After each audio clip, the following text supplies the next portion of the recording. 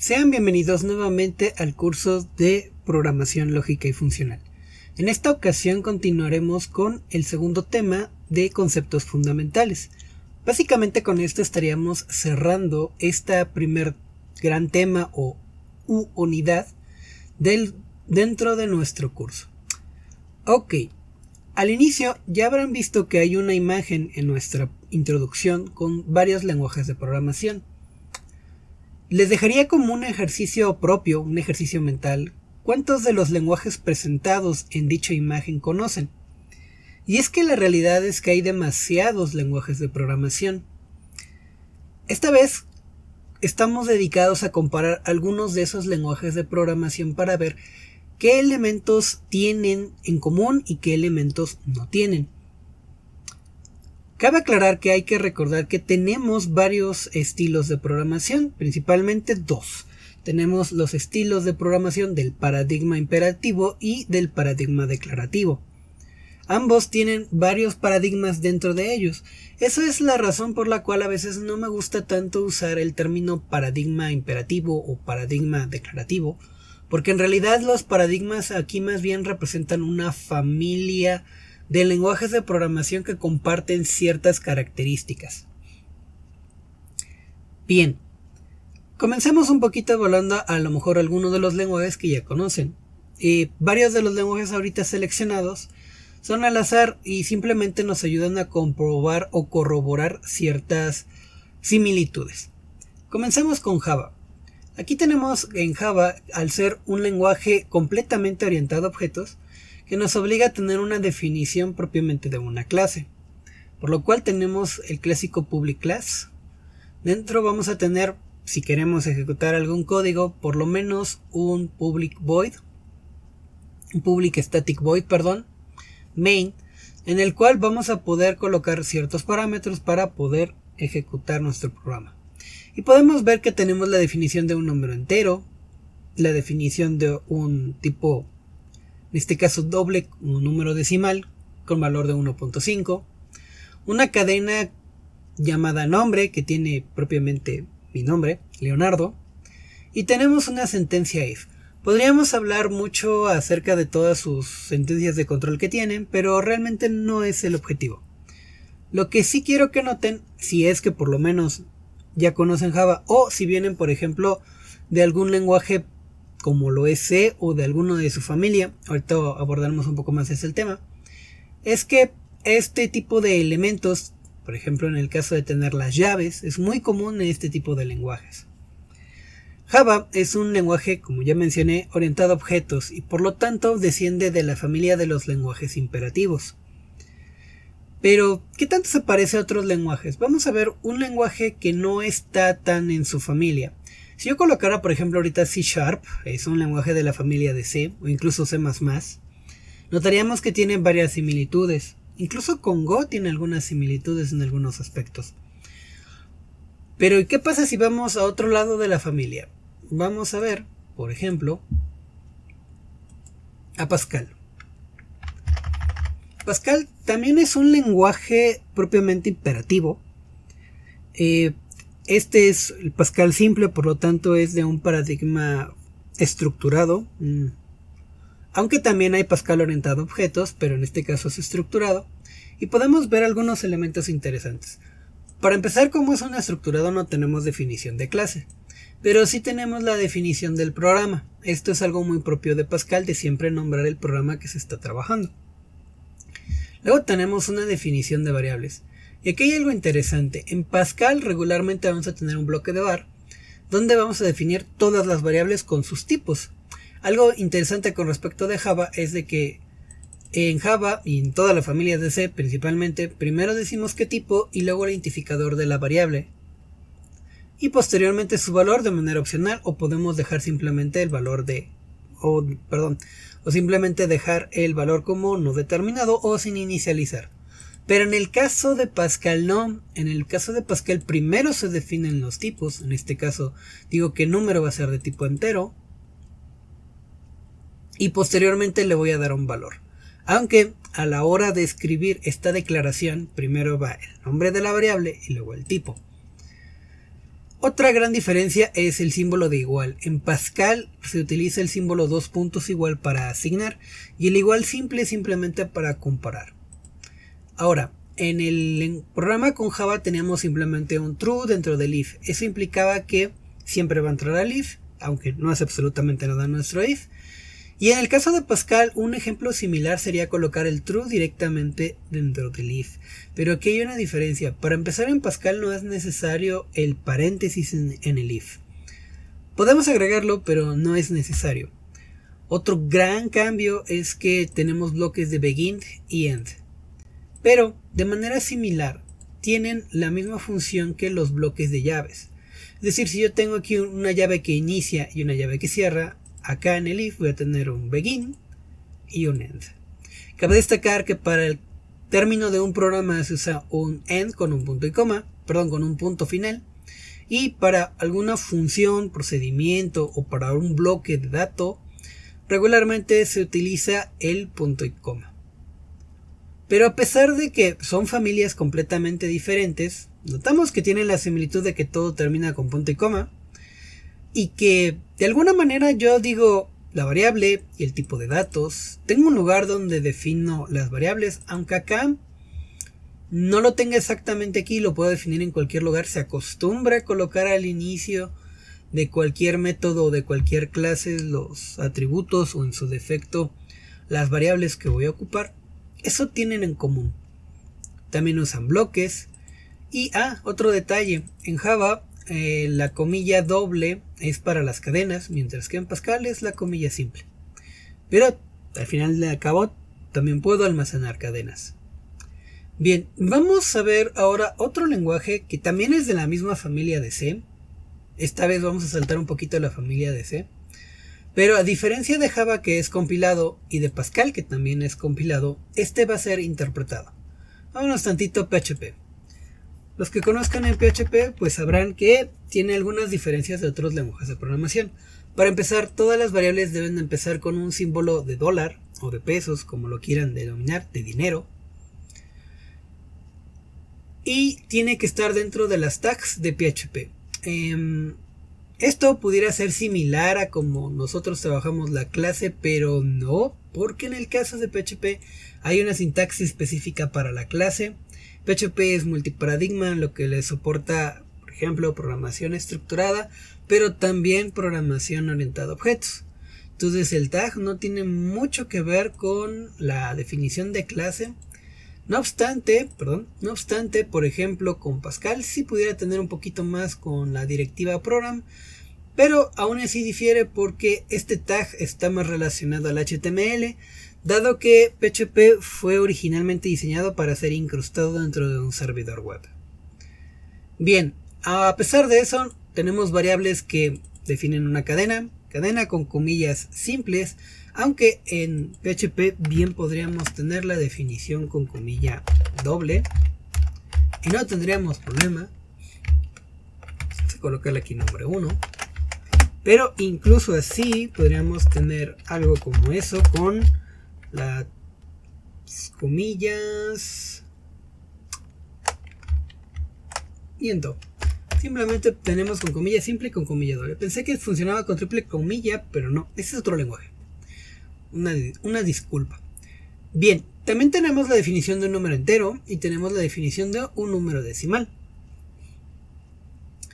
Notamos que aquí no definimos ningún tipo, simplemente le asignamos el valor.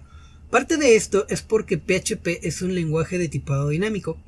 ¿Eso qué significa? Que las variables toman el tipo de dato que se le asigne. Si yo de repente le pongo aquí 1.5, pues va a ser un tipo doble. Pero si después le pongo al número decimal, por ejemplo la cadena con un 1, pues vamos a tener que ahora ya no es de tipo decimal, sino va a ser de tipo cadena. Entre comillas, porque PHP tiene algunas situaciones interesantes. A veces PHP no sabe determinar con exactitud qué tipo tiene y lo va adivinando según conforme sea el caso. Hay ciertas recomendaciones que se hacen en PHP para que podamos evitar este tipo de problemas, pero no vamos a abordar ahorita mucho esa parte de PHP. Simplemente cabe destacar que cuando le asignamos un tipo de dato, automáticamente cambia la variable de tipo de dato.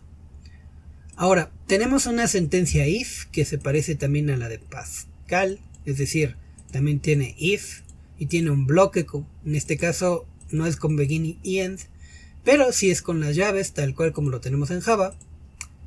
Pero también PHP nos permite esta sintaxis más parecida a la de Pascal. En lugar de colocar un begin y un end, tenemos un dos puntos y un end if para terminar el bloque de if. Ambas son válidas, casi esta no se ocupa, pero cabe destacar que a veces es importante porque permite intercalar. Imaginen que tienen un if y dentro de ese if tienen varios if con diferentes casos. Pues de una manera de diferenciar los bloques o el nivel de código es utilizar este tipo de sintaxis. Pese a eso, en este caso PHP sigue siendo de la familia de C y tiene obviamente más similitudes con Java que por ejemplo con Pascal. No obstante, ¿qué pasa si nos alejamos un poquito más de la familia? Vamos a ver otro lenguaje también de la familia de C, pero este tiene algunos detalles curiosos. Vamos a ver un poco del lenguaje Lua. En el lenguaje Lua, si nosotros queremos definir una variable, dado que también es un lenguaje interpretado como PHP, necesitamos decir de qué ámbito es. Si no le coloco el ámbito, se asume que la variable es global. En caso contrario, debo colocar local para decir que es una variable correspondiente o a un script o a una función. Y aquí tenemos la definición de número, que nada más tiene un 1, número decimal, que nada más tiene el 1.0, y nombre, que tiene una cadena. Algo divertido es que a pesar de que es de la familia de C, ya no tiene punto y coma, como si lo tenía PHP, y como si lo tenía Java, e incluso Pascal, aunque no es de la misma familia. Bien, entonces tenemos que en Lua no se utiliza el punto y coma, simplemente con los saltos de línea. Aunque sí, por ejemplo, para hacer bloques se utiliza la notación con el end, lo cual lo hace un poco más parecido a Pascal. Sin embargo, el end me ayuda a determinar cuándo es el fin del bloque. Tomemos el fin del bloque como la llave de cierre o como el end de Pascal propiamente. Y aquí tenemos también la definición de una función. En este caso es una función identidad. Las funciones identidades son aquellas que retornan lo mismo que ustedes le coloquen. Entonces en este caso toma el parámetro A y nos retorna el parámetro A como tal. Notemos que para colocar los parámetros de la función simplemente van colocados dentro de un paréntesis. ¿Por qué quería terminar con Lua? Porque Lua se empieza a parecer un poquito más a los lenguajes funcionales. Y es que es bastante cercano a algunos de la familia de Lisp. Recordemos que Lisp es uno de los lenguajes iniciales propiamente dentro de la computación que sigue estando vigente. Y ya que hemos hablado de Lisp, vamos a tratar ahora aquellos lenguajes que son del paradigma declarativo. Comencemos con el primero, en este caso Lisp. Aquí tenemos un código de Lisp y aquí pasan cosas muy curiosas y muy divertidas. Lo primero es que en Lisp todas las instrucciones tienen que ser colocadas entre paréntesis, de lo contrario no pueden ser leídas. Yo no puedo colocar directamente código, necesito colocar los paréntesis. La otra es que en Lisp no tenemos el concepto como tal de una variable, tenemos el concepto de átomo. Entonces yo lo que le estoy diciendo aquí es que el átomo nombre tiene como valor a Leonardo, la cadena. En la siguiente línea estoy diciendo que el átomo número va a tomar el valor de un 1 entero. Y en la tercera línea que el átomo n decimal va a tomar el valor de 1.0. Pese a esto, como Lisp es un lenguaje interpretado, comparte algunos de los elementos que tiene con PHP y con Lua, que es que simplemente tengo que darle el valor, aunque yo no utilice el símbolo de igual, porque en Lisp no existe el igual como tal, o al menos no como lo manejamos. Sí tiene que, una vez que yo le asigno el valor a un identificador, en el caso de PHP a una variable, en el caso de Lua una variable, en el caso de Lisp a un átomo, ese átomo va a tomar el tipo de dato que le haya asignado. Es decir, este átomo tiene un tipo flotante, este átomo tiene un tipo entero y este átomo tiene un tipo cadena. Aquí vemos que estoy asignando a la variable, al átomo A el valor de 10. Y aquí vemos que también en Lisp tenemos un if, solo que es un tanto diferente. Yo aquí estoy diciendo que si A es mayor que 20. Y esto es por la notación que maneja Lisp, más parecida a la notación polaca o notación inversa. Notación polaca inversa, la cual implica que primero va la función al operador y luego los operandos. Entonces primero va al mayor que y luego a los que estoy evaluando. En este caso la variable, el átomo A y el 20. Si todo sale bien, me va a aparecer en la pantalla esto, donde A es un valor menor que 20. Pero si algo sale mal o la comparación es falsa, me va a tomar este valor o esta ejecución, donde me va a decir el valor es y me va a colocar el valor como tal. ¿Sale? Bien, esto ya es Lisp y ya notamos que hay muchas diferencias. Los bloques de código son paréntesis y no funcionan exactamente igual como lo harían, por ejemplo, en los otros lenguajes anteriores. Pero Lisp, a pesar de que es quien inaugura los lenguajes declarativos al ser un lenguaje de paradigma funcional, lo cierto es que a través del tiempo ha cambiado y ya no es exactamente un funcional puro. La pureza de un lenguaje funcional radica en qué tantos paradigmas o qué tantas extensiones puede soportar. Y aunque no lo crean, en Lisp es posible realizar programación orientada a objetos con un lenguaje funcional. Pero al hacer esto ya deja de ser un lenguaje puro para convertirse en un funcional impuro. Lo digo para que lo tomen en cuenta por si en algún momento menciono si es un lenguaje puro o funcional impuro o funcional puro, es en relación a este concepto, a que puede soportar otros paradigmas. Bien, como mencioné, Lisp, al menos el actual, es un funcional puro. ¿Y qué pasa si vemos un funcional puro? Pues veamos a Haskell. Haskell es un lenguaje funcional puro. Y al ser un lenguaje funcional puro implica que solo puedes tener dos cosas: definición de datos y definición de funciones. Nada más. No puedo tener ningún otro elemento. Si yo quiero usar, por ejemplo, un if, forzosamente tiene que estar dentro de una función. Entonces, por ejemplo, aquí podría yo tener átomos dándoles un valor. En Haskell no. En Haskell o puedo tener datos directamente, en este caso tengo una lista, que es muy parecido a lo que llamaríamos como un vector, pero no es exactamente un vector. Más bien es entre un vector y una lista enlazada. Tenemos al número 1, al 1.5 y una cadena. Todo esto dentro de una lista. Y abajo tengo la definición de la función g, que recibe como parámetros a x y y. Y yo le estoy diciendo que esa función tiene como cuerpo a lo siguiente. Si x es igual que 0, entonces voy a tener un 1. De lo contrario, voy a tener el seno de x sobre x.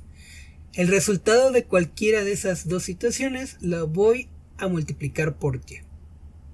¿Sale? Pero esto ya es una función. Y aquí hay unas cosas bien interesantes.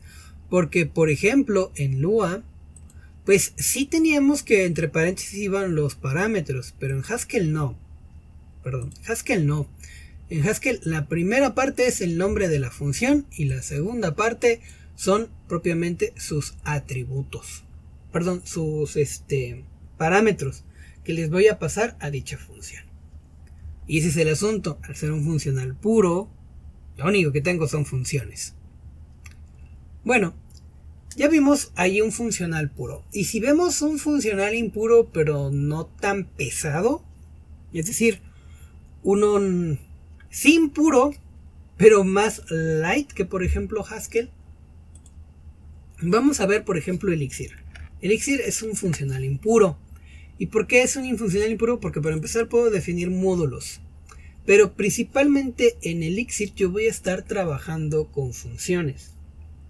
De nuevo, Una vez que defino mi módulo, yo puedo tener varias funciones. Yo aquí tengo una función identidad, que aquí por lo menos se parece un poco más a la definición de función que teníamos en Lua, donde tenemos entre paréntesis a los parámetros. Y al ser una función identidad, simplemente coloco el valor que voy a retornar. Algo muy divertido que tenemos en Elixir es que no hay una sentencia return, lo que significa que la operación que ustedes hagan en la primera línea es lo que se va a retornar. Otra de las cosas es que Elixir tiene la posibilidad de procesar también listas. De hecho, Lisp, uno de sus elementos primordiales son las listas, aunque no lo coloqué tanto en el ejemplo. Y también podemos hacer algo llamado pattern matching. El pattern matching es una manera de acceder a los parámetros propiamente de un dato y hacer lo que cuadren, por así decirlo, según nuestra función o nuestra estructura de datos. Yo sé que esto se ve un poco extraño, pero para que se vea un poquito mejor o para que se entienda un poquito mejor, vamos a ejecutar un poco de ese código. Entonces voy a cargar aquí yo mi intérprete de Elixir. Solo lo voy a hacer con Elixir porque es un lenguaje que de alguna manera es más popular. Sí tiene un peso propiamente de, ¿cómo decirlo?, a nivel laboral, por lo cual no es para no descartarlo, y por eso quiero que se vea un poco más lo que puede hacer.